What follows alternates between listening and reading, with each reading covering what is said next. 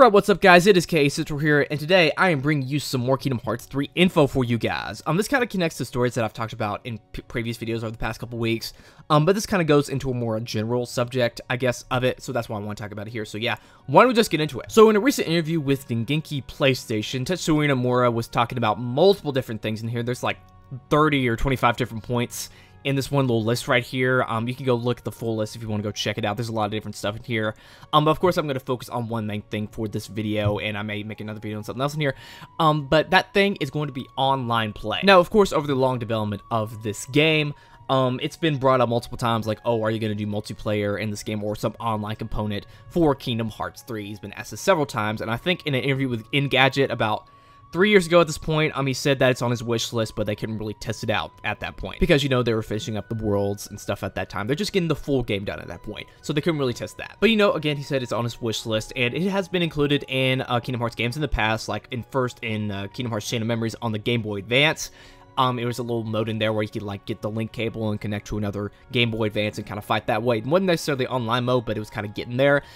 There was also that thing in 358 by 2 days where you could connect to the Wi-Fi network thing that they had going on there and fight as different organization members and do several missions like that. And also the Mirage Arena, of course, in Birth by Sleep, where you could do all that stuff in there. And a little Dream Eater minigames that you could also do online on the 3DS. But of course, nothing's been confirmed to be included in Kingdom Hearts 3 yet, and they asked him in this interview about that. And he had to say that right now there are no online capabilities in the game, but they're thinking of adding something. He doesn't necessarily say what exactly in here, but he just says something. And I'm really interested to see what he means by something. Because something is a very, very broad term, and it can mean almost anything, you know what I mean? So maybe he means like a small little thing like they did in Dream Drop Distance, with like the little Dream Eater minigame, because, you know, they're adding a lot of minigames into Kingdom Hearts 3, like the Remy minigame, the classic mode that they showed off a couple months ago, and probably some other ones that we haven't seen yet. So maybe that's what he means by that. Or maybe like a big multiplayer co-op mode kind of thing that they've added in previous games, like the Mirage Arena, which you could play solo, but, you know, it had that big multiplayer part of it. But like he also says in here, there is no plans to do it right now, and it's kind of really late in the development of this game at this point, so it may be too late to go ahead and add that in there before the game releases. So we're probably not going to get an online thing like that when the game releases, because again, they says there's no plans. So it'll probably be added if they do it as DLC. And of course, there's a lot of people out there that do not want DLC added in this game, because obviously there's a shady past with it, you know what I mean? With like season passes and loot boxes and all that kind of stuff. DLC has a very shady past. But Tetsuya Nomura did say in an interview about a week ago that he was interested in kind of doing DLC in Kingdom Hearts 3, you know, if the fans wanted it, I guess. And if he's, you know, it adds to the experience. He wants people to enjoy the game after the game is released. And DLC is generally how you do that.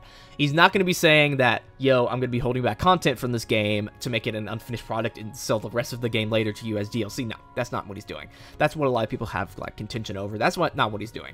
He's just kind of adding stuff in after the game releases to make it a better experience. And, you know, I'm all for that if they do it right. Obviously, you can do that really wrong with this, like, just cosmetic stuff and you, like, overprice it and all that stuff. I don't think he's gonna do that because I know Tetsuya Nomura, he ain't gonna do that. So I think it'd probably be some, like, minigame mode, like he says in here, like some online component of the game they could add in there as, like, a new mode for the game. Or, like, just Keyblades, new Keyblades, like, big expansion packs, something like that. It's not going to be like a final mix kind of thing where it's all released in one thing. No, it's just going to be spread over multiple things and stuff like that. So I'm interested to see what he would do with that if he went ahead and did DLC.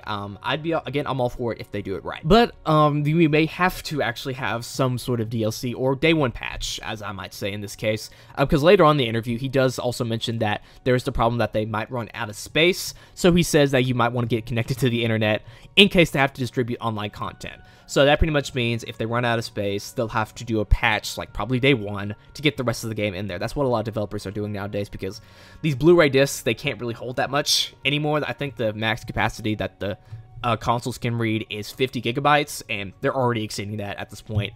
So you kind of need a day one patch sometimes to get the rest of the game in there. I think Final Fantasy 15's day one patch was like 15 gigabytes or something like that, because it had the rest of the game in it. So maybe they'll be doing that as well. So I guess that's some sort of DLC in a way. But in terms of like actual like downloadable content, like extra modes and stuff like that.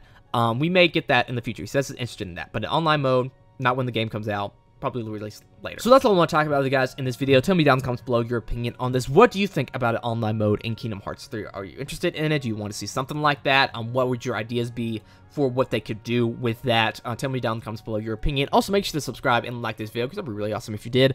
This has been K Central, and I will see you guys later.